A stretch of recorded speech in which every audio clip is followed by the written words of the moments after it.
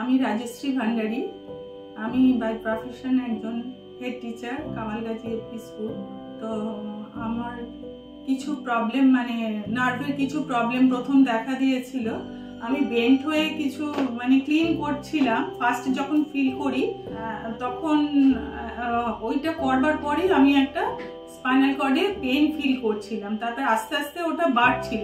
আমি ভাবছিলাম hot bag দিয়ে বা কি এমনি জেনারেল মেডিসিন কিছু খেয়ে, পেন কিলার খেয়ে 2-3 দিন দেখবার পর দেখছি যখন সেটা কমছে না, আমি তখন নেচারোভেদায় শুনেছিলাম খুব ভালো ট্রিটমেন্ট হয় এই সমস্ত ব্যাপারে। আমি গিয়েছিলাম, তো সেখান থেকে প্রচুর মেডিসিন নিয়ে সেগুলো 1 মাস ধরে খাওয়ার পরে যখন কমছে না, তখন আমি প্রায় বেড রিডেন হয়ে গিয়েছিলাম। বিছানা থেকে উঠে দাঁড়াতে পারতাম না এবং যন্ত্রণাটা এত বেড়েছিল, স্পাইন থেকে লেফট লেগ বরাবর একদম হিল পোর্শন পর্যন্ত চলে যাচ্ছিল। তার সঙ্গে একটা জ্বালা, বিছানায় পা দিয়ে মাটিতে পা দিলে ঘুম থেকে উঠে দাঁড়াতে পারতাম না, বিছানায় সোজা হয়ে শুতে পারতাম না, বাঁ দিক ডান দিক সারা রাত অসহ্য যন্ত্রণার মধ্যে কাটাতাম। তারপরে আমি ডক্টর আশিস দাসকে দেখালাম, নার্ভ রিলেটেড ইস্যু। সবাই বললো দেখাও, উনি মেডিসিনের পিয়ালিশের ডক্টর, খুব নাম করা। তো ওনাকে দেখালাম, উনি এমআরআই করলেন, সমস্ত টেস্ট করলেন, করে উনি কিছু মেডিসিন দিলেন, বললেন যে স্পাইন রিলেটেড ডিসলোকেট হয়েছে, আপনার বেশ সমস্যা, আপনাকে তো ওষুধও খেতে হবে, কিছু এক্সারসাইজও করতে হবে। ইন দ্য মিন টাইম আমি ফেসবুকে হঠাৎ এই স্পাইন মন্ত্রার একটা দেখলাম, ওদের একটা ভিডিওগ্রাফি দেখলাম।